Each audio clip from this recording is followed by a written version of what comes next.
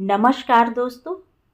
चुनिंदा कहानियों की श्रृंखला में आज सुनेंगे अलका सैनी जी की कहानी लाक्षागृह। तो आइए सुनते हैं कहानी। दुष्यंत के पिताजी ने जैसे ही कॉल बेल बजाई तो सामने सरला खड़ी थी। सरला से दुष्यंत के पिताजी का खून का कोई रिश्ता नहीं था, मगर एक ही जाति और गोत्र के थे, इसलिए वे परस्पर एक दूसरे को भाई बहन ही मानते थे। हॉस्टल में सारा सामान रखकर दुष्यंत अपने पिताजी के साथ रिक्शा में बैठकर चिट्ठी वाले पते पर पहुंच गया। सरला के परिवार को यहां पर आए 4 साल हो गए थे। एक क्षण को तो सरला चुपचाप खड़ी देखती रही, फिर गौर से देखने पर पहचानते हुए इतनी खुश हुई कि दुष्यंत के पिताजी के गले लग गई। वे पिताजी को अपने सगे भाई की तरह मानती थी। दोनों की आंखों में खुशी के आंसू छलकने लगे। दुष्यंत भी सरला को अपनी सगी बुआ की तरह ही मानता था। कुशल क्षेम पूछने के बाद सरला बोली, भाई साहब, इतने वर्षों बाद आज इस तरफ का रुख कैसे कर लिया? दुष्यंत के पिताजी बोले, दुष्यंत का एडमिशन यहाँ के डीएवी कॉलेज में हो गया है, इसलिए इसे छोड़ने आया था। हॉस्टल में सामान रखकर बस सीधे यहीं आ रहे हैं। इतने बड़े शहर में इसे भेजने पर तुम्हारी भाभी का तो रो रो कर बुरा हाल था। उसने ही तुम्हारा पता ढूंढ कर दिया। अरे भाई साहब, आप दुष्यंत की बिल्कुल चिंता ना करें। मेरा क्या ये कुछ नहीं लगता? इसे अपनी गोद में खिलाया है मैंने। हॉस्टल में क्यों? ये यहाँ हमारे पास ही रहेगा।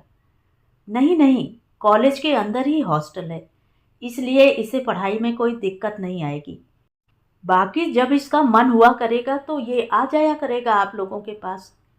पहले जब तुम्हारी चिट्ठी आया करती थी तो कई बार मन हुआ करता था तुम लोगों से मिलने का, मगर ऐसा कोई मौका ही नहीं मिला।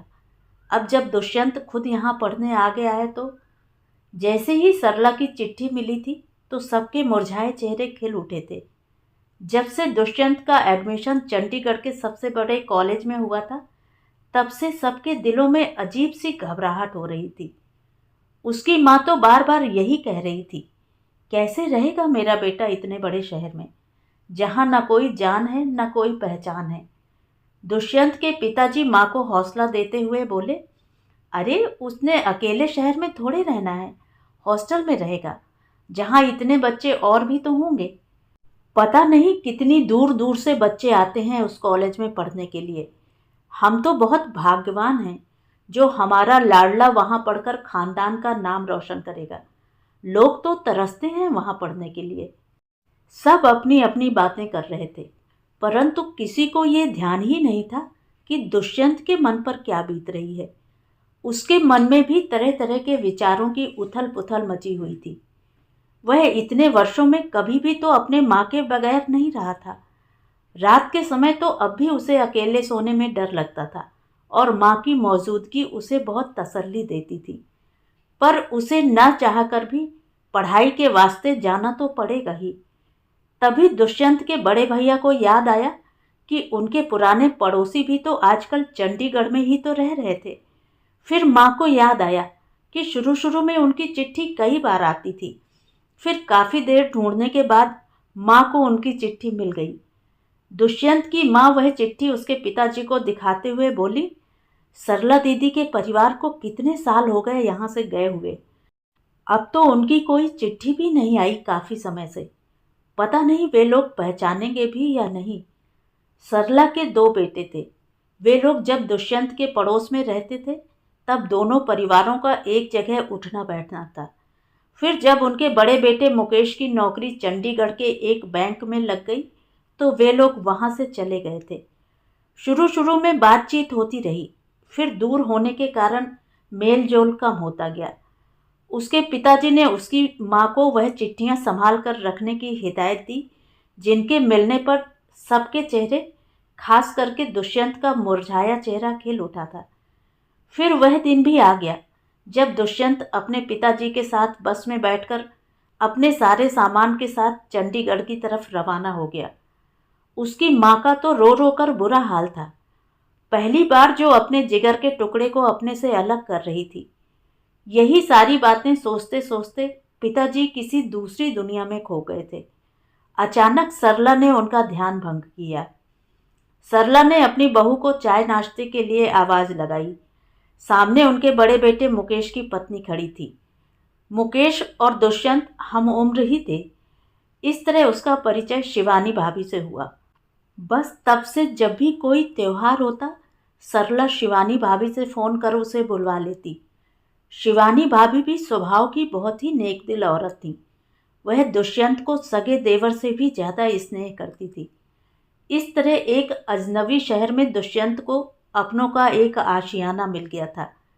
जब भी किसी मुश्किल में होता तो वह शिवानी भाभी से सलाह मशवरा करता। एक बार जब दुष्यंत बहुत बीमार हो गया और अस्पताल में भर्ती करवाना पड़ा तो शिवानी भाभी ने उसकी खूब सेवा की थी।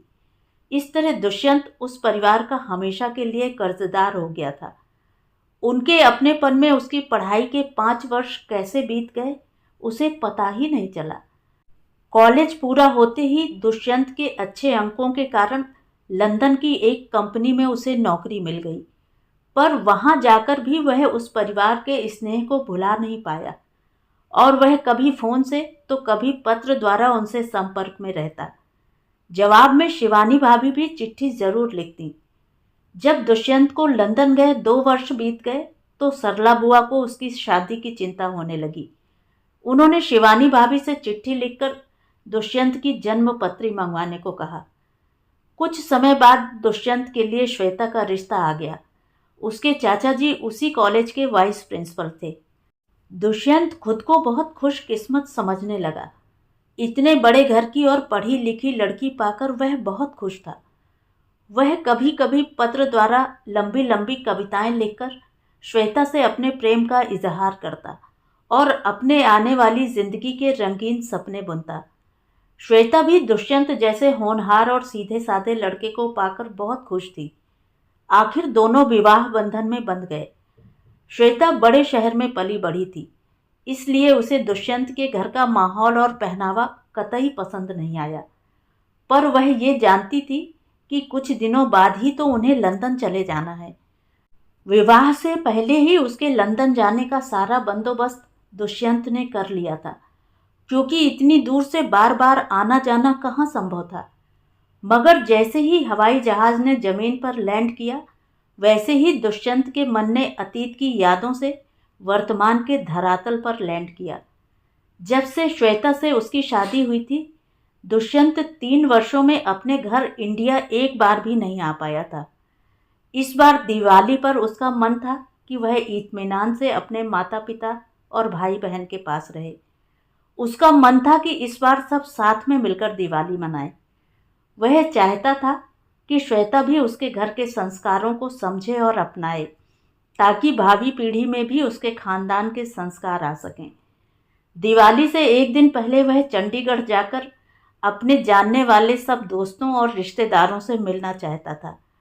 श्वेता का मायका भी तो चंडीगढ़ में ही था। उसका मन था कि श्वेता भी सबको मिले। वह सरला के परिवार के सब लोगों के लिए तोहफे खरीदकर साथ लाया था।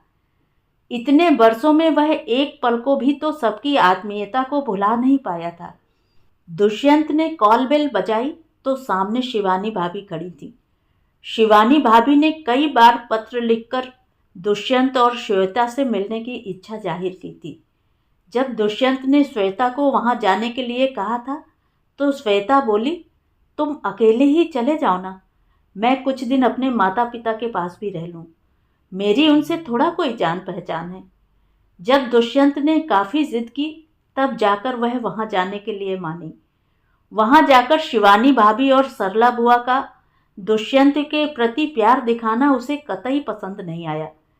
जब शिवानी भाभी श्वेता को उपहार देने लगी तो श्वेता ने इनकार कर दिया। एक बार तो श्वेता के ऐसे रवैये से दुष्यंत को बहुत बुरा लगा, पर उसने बात को संभालते हुए श्वेता की तरफ से स्वयं हामी भरकर उनका दिया तोहफा अपने पास रख लिया। वापस आते समय श्वेता से रहा नहीं गया और दुष्यंत से बोली, देवर भाभी का कुछ ज़्यादा ही प्यार दिखाई दे रहा था। मेरे सामने ये सब कुछ चल रहा था तो पता नहीं शादी से पहले। दुष्यंत उसकी शूल भरी बातें सुनकर चुप रहा। क्योंकि उसे पता था कि श्वेता अपने मायके जाकर बात का बतंगड़ बनाए बिना नहीं रहेगी। शुरू से ही उसे हर छोटी से छोटी बात अपनी माँ को बताने की आदत थी। वह दुष्यंत के सामने भी उसे और उसके घर वालों को बुरा भला कहने की कसर न छोड़ती कि इन लोगों ने झूठ बोलकर उसकी शादी दुष्यंत से करवा दी है। जो साड़ी शिवानी भाभी ने श्वेता को दी थी, उसे दिखाते हुए उसने जानबूझकर अपनी माँ से कहा, मम्मी, ये साड़ी इनकी प्यारी भाभी ने दी है। इतने पुराने जमाने की साड़ी मेरे पहनने लायक कहाँ है, इसलिए वो जो आपकी काम वाली आती है ना, उसे मेरी तरफ से दे देना। ठीक इसी प्रकार दुष्यंत की बहुत इच्छा थी कि वह श्वेता के साथ एक बार अनुराग की माँ और बहन से मिलकर आए। अनुराग उसके कॉलेज का सबसे अच्छा दोस्त था, जो हर छुट्टी वाले दिन उसे अपने घर ले जाता था।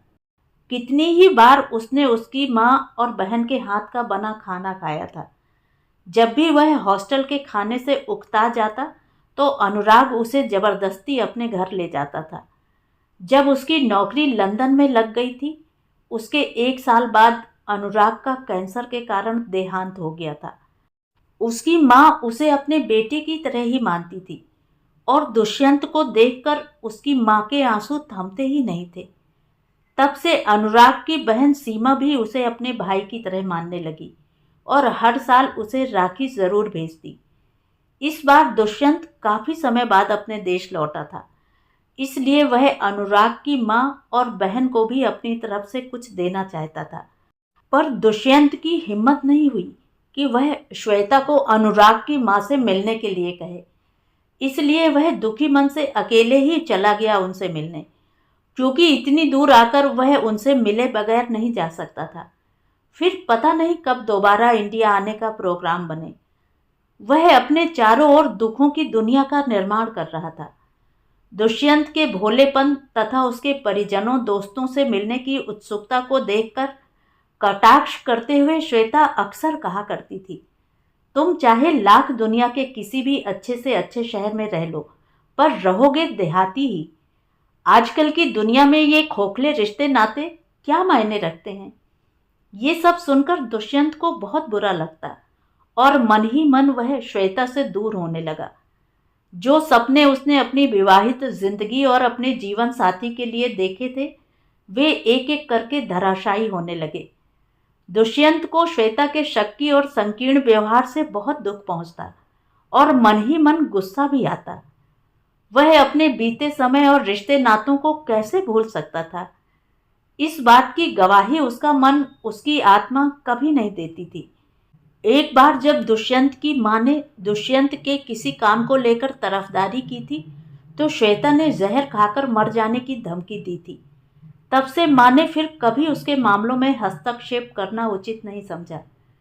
दिवाली वाले दिन दुष्यंत के गांव में उनके सब रिश्तेदार श्वेता को मिलने आने वाले थे, क्योंकि पहली बार तो वह शादी के बाद ससुराल आई थी।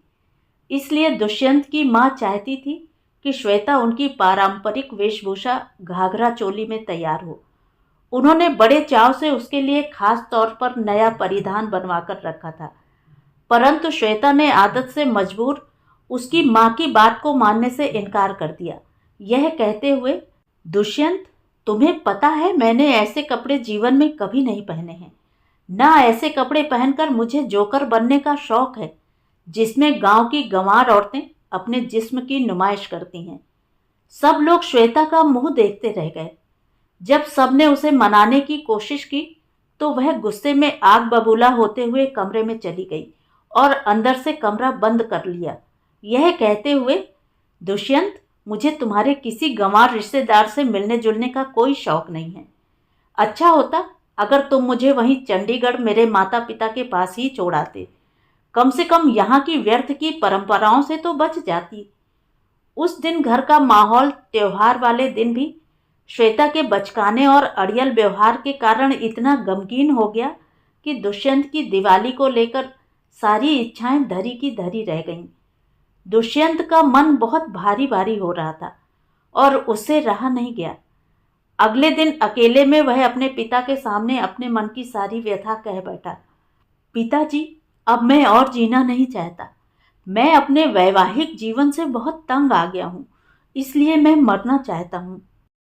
दुष्यंत सब भाई बहनों में शुरू से ही सबसे ज्यादा भोला भाला था, इसलिए उसकी इतनी दयनीय हालत उसके पिता से बर्दाश्त नहीं हुई और दिवाली के कुछ दिनों बाद ही उसके पिताजी सदमे के कारण स्वर्ग सिधार गए। दुष्यंत का मन खून के आंसू रोता रहता, पर वह किसी से भी कुछ कह नहीं पाता।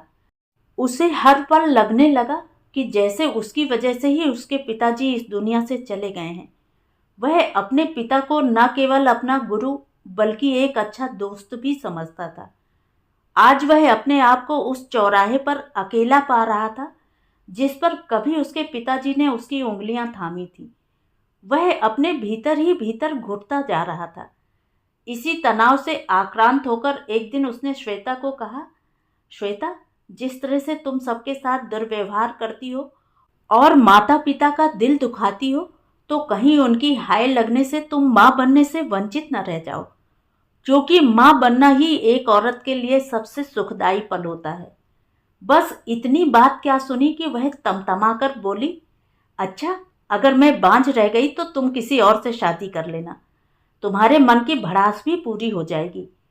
तुमने मुझे सबसे बड़ी गाली दी है बांझ कहकर, जो कि मैं जीवन भर नहीं भुला पाऊंगी। इधर उधर के विचारों की उधेड़ बुन की तंद्रा दरवाजे पर कॉल बेल बजने की आवाज के साथ समाप्त हुई। उसने देखा सामने पोस्टमैन चिट्ठी लेकर खड़ा था। दुष्यंत ने देखा तो वह शिवानी भाभी की चिट्ठी थी। उन्हें इंडिया से वापस आए अभी कुछ दिन ही बीते थे। दुष्यंत को वह दिन याद आ गया जब जैसे ही शिवानी भाभी की चिट्ठी श्वेता के हाथ लगी थी, वैसे ही उसने सारे घर में कोहराम मचा दिया था। दुष्यंत के विवाह को अभी कुछ महीने ही बीते थे। नई नई नौकरी थी, इसलिए लंदन जैसे इतने बड़े शहर में घर बसाना कोई आसान बात तो थी नहीं। इसलिए विवाह के बाद जब श्वेता लंदन आई तो वह दुष्यंत का रहन सहन देखकर परेशान हो गई। उसने जो बाहर के मुल्कों के हसीन सपने देख रखे थे, वैसा उसे कुछ भी नजर नहीं आया। वह चाहती थी कि उसे घर में हर ऐशो आराम की चीज उपलब्ध हो। दुष्यंत ने प्यार से श्वेता को समझाया भी था, श्वेता, अभी मुझे नौकरी करते हुए ज़्यादा समय नहीं बीता है, और फिर लंदन जैसे शहर में गृहस्थी जमाना कोई आसान काम है क्या? जो पैसा मैंने 2 वर्षों में जोड़ा था वो हमारी शादी में खर्च हो गया। इस पर श्वेता और भी भड़क गई और बोली, तो क्या तुम्हारे माँ बाप कंगाल थे जो तुम्हारे पैसों से तुम्हारी शादी की? मुझे कुछ नहीं सुनना। तुम्हें शादी से पहले ये सब सोचना चाहिए था कि एक लड़की को घर में हर चीज चाहिए होती है। यहाँ तक कि तुम्हारे पास तो रसोई घर का भी पूरा सामान नहीं है, फिर कार जैसी चीजों की बात ही छोड़ो। एक मंगलसूत्र की खाक उम्मीद करनी तुमसे, जो एक अच्छी साड़ी तक नहीं दिला सकते हो। श्वेता, मेरे माता पिता के पास जो भी पैसा था वो उन्होंने मेरी पढ़ाई लिखाई पर खर्च कर दिया था। इस पर भी श्वेता चुप नहीं हुई और जब भी मौका मिलता वह दुष्यंत को ताने मारने से पीछे न हटती। जिस चिट्ठी में शिवानी भाभी ने दुष्यंत को जन्म पत्री भेजने को कहा था, एक पुरानी किताब में उस चिट्ठी के मिलने पर तो श्वेता ने सारा घर आसमान पर उठा लिया था और यहाँ तक कि अपनी माँ को इंडिया फोन भी कर दिया था और शिवानी भाभी के बारे में जहर उगलते हुए बोली थी, मुझे तो पहले से ही पता था कि वो इनकी प्यारी शिवानी भाभी हमारा रिश्ता होने नहीं देना चाहती थी। मेरी तो वो शुरू से ही दुश्मन है, इसीलिए वह मेरा रिश्ता दुष्यंत के साथ तोड़वाकर जन्म पत्रियों में उलझाकर अपने करीबी रिश्तों में कहीं और शादी करवाना चाहती थी। उस रात को श्वेता ने गुस्से में दुष्यंत को मर जाने की धमकी दी थी कि वह जहर खाकर मर जाएगी। दुष्यंत श्वेता की बातें सुनकर मन ही मन बहुत डर गया था और कई रात ठीक से सो भी नहीं पाया था। जब दुष्यंत ने शिवानी भाभी की चिट्ठी खोली जिसमें उन्होंने लिखा था, प्यारे दुष्यंत, तुम लोग हम लोगों से इतनी दूर खास तौर पर मिलने आए, बहुत अच्छा लगा। इतने वर्षों में भी तुम हम लोगों को भूले नहीं और हम लोगों के बारे में अभी भी इतना सोचते हो। मम्मी जी तुम लोगों की बहुत तारीफ कर रही थी। श्वेता को मिलकर बहुत अच्छा लगा। ऐसी सुंदर और पढ़ी लिखी लड़की किस्मत वालों को ही मिलती है। और हम लोग बेकार ही तुम्हारी शादी की कितनी चिंता किया करते थे। और मम्मी जी ने तुम्हारी जन्म पत्री भी कहाँ कहाँ नहीं दिखाई थी।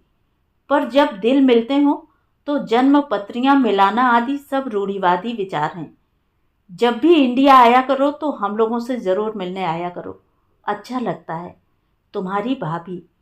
दुष्यंत की आंखें बरबस ही वह चिट्ठी पढ़कर नम हो आईं और उसने वह चिट्ठी श्वेता को दी पढ़ने के लिए। और मन ही मन उदास हो गया यह सोचकर कि शिवानी भाभी ने कितना सही लिखा है कि दिल मिलने ज़रूरी होते हैं। कभी कभी तो अजनबी और पराये लोग भी अपनों से बढ़कर लगते हैं और जन्मों के रिश्ते निकल आते हैं। और कभी कभी अपने पास रहकर भी अजनबी और पराये ही लगते हैं। दुष्यंत को सब तरफ धुआं ही धुआं नजर आने लगा और उसके सपनों का लाक्षागृह धीरे धीरे आग की लपटें पकड़ने लगा। तो ये थी कहानी। कहानी आपको कैसी लगी कमेंट करके ज़रूर बताएं। और अगर मेरे द्वारा सुनाई हुई कहानियाँ आपको अच्छी लगती हैं और आप मेरे चैनल पर नए हैं तो चैनल को सब्सक्राइब ज़रूर करें, लाइक करें और अपने दोस्तों और परिचितों में शेयर भी करें। बेल आइकन दबाना बिल्कुल भी ना भूलें। धन्यवाद।